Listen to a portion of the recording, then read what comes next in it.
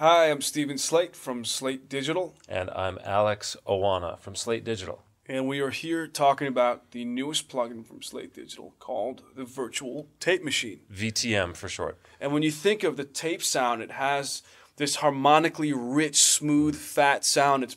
It's not a linear sound when you record onto tape. It has a vibe, a tone to it.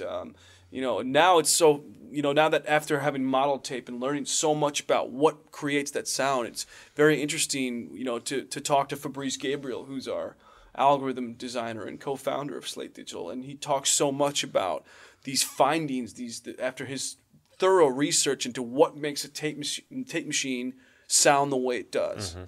And after a long research and algorithm development, we've recreated that sound with this plugin.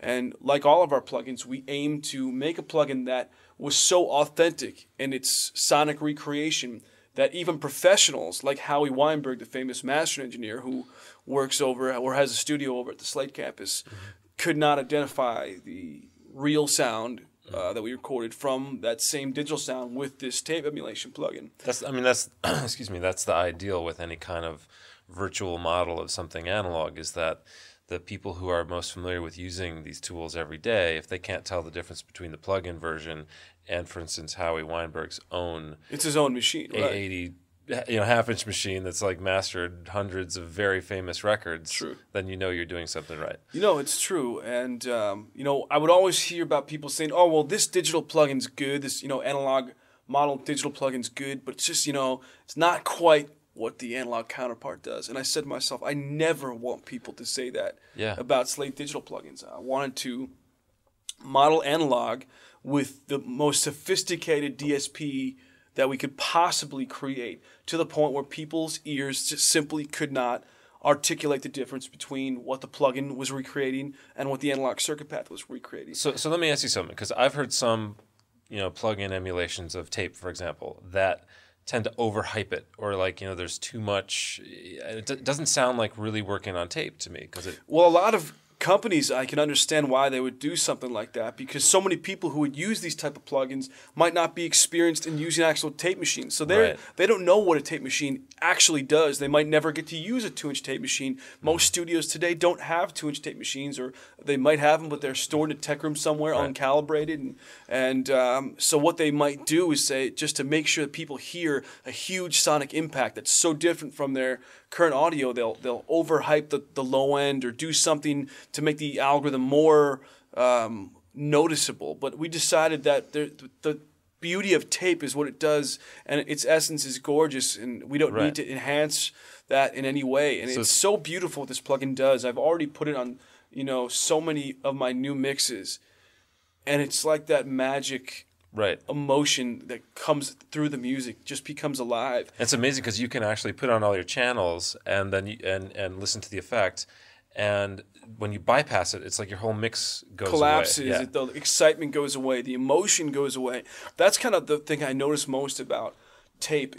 Whatever it does sonically, and I can go into a lot of technical things that what it technically is doing to your audio, but to our ears and to our minds as human beings, it adds an emotion to the music. Yeah. And that's what even the artist that I was working with, when I was showing her the tape effect on her song, I can globally bypass the VTM because it has a group system where I can control all the tape plugins across the entire mix with just one instance. I say, so you can, there's the GP9 model of tape, there's the 456 Sure, and there's two different tape tape machines. We modeled a 2-inch 16 track from NRG Recording and a half-inch 2-track from Howie Weinberg Mastering. And we have 2 tape models and 2 tape speeds.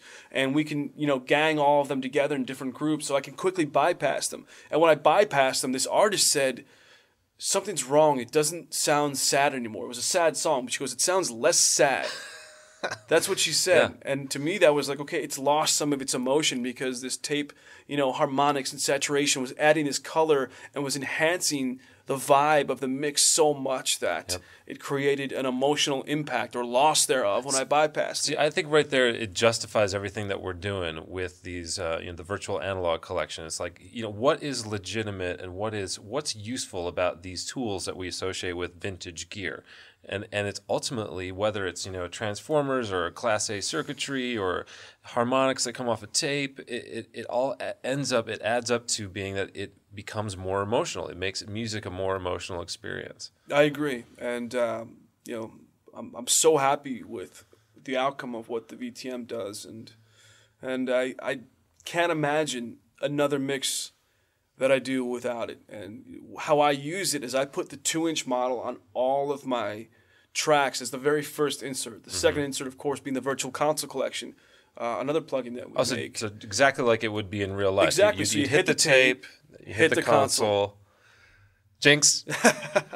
And then at the mix bus, the first thing I hit is the VCC's mix bus emulation. Right. So I'm hitting the center section of the mix bus. Right, and then from there it would go out the stereo outputs of the console to a half-inch machine. Right. So then I have the half-inch model.